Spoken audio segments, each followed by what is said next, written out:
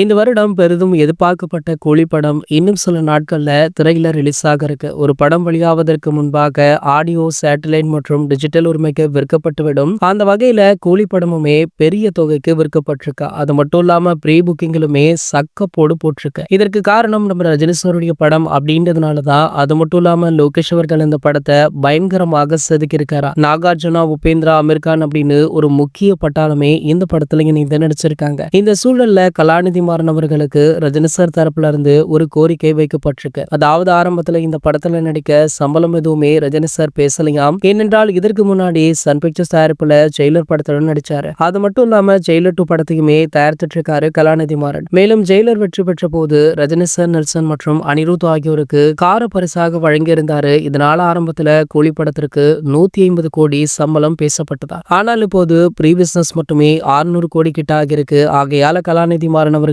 Super ஸ்டாருக்கு 200 கோடி offer பண்ணிருக்காரா. இது ஒரு மிகப்பெரிய விஷயம். ஆகையால இதனை பற்றி சமூக வலைதளங்கள்ல ரசிகர்கள் பேசிட்டுமே இருக்காங்க. இது ஒரு பக்கம் இருக்க, இன்னொரு பக்கம் பாத்தீங்கன்னா இந்த படத்துடைய ஸ்பெஷல் ஷோ ஒரு சில முக்கிய பிரபலங்களுக்கு போடப்பட்டிருக்காம். அதுல முக்கியமாக பார்க்கப்படுவது தமிழக முதல்வர் தான். நம்ம எம்.கே. ஸ்டாலின் அவர்கள் இந்த படத்தை பார்த்துட்டு படத்திற்கு வாழ்த்துக்கள் சொல்லியிருக்காரு. அது மட்டும் இல்லாம படத்துடைய நீளம் அதிகம், அதை மட்டும் கொஞ்சம் கம்மி பண்ணிக்கோங்க அப்படின்னு மாதிரி அட்வைஸுமே பண்ணிருக்காராம். ஸோ ஓடிடியில் ரிலீஸ் பண்றப்போ அனைத்து காட்சிகளையுமே ரிலீஸ் பண்ணலாம். பட் தியேட்டருக்கு வரும் ஆடியன்ஸ் அவ்வளவு பொறுமையாக இருப்பாங்களா அப்படின்றது தெரியல அப்படின்னு அவருடைய கருத்தை பதிவு பண்ணிருக்காரா. ஸோ ஆகையால பாத்தீங்கன்னா கூலி திரைப்படத்துல இருந்து ஒரு சில காட்சிகள் நீக்கப்பட்டு படம் ரிலீஸ் ஆகுமா அப்படின்றது ஒரு மிகப்பெரிய எதிர்பார்ப்பாகவுமே இருந்துட்டு இருக்கு. இது போன்ற சினிமா செய்திகளை பற்றி நீங்க உடனே தெரிஞ்சுக்க நம்மளுடைய சினிமா கொட்டா அப்படின்ற நம்ம சேனலை சப்ஸ்கிரைப் பண்ணிக்கோங்க.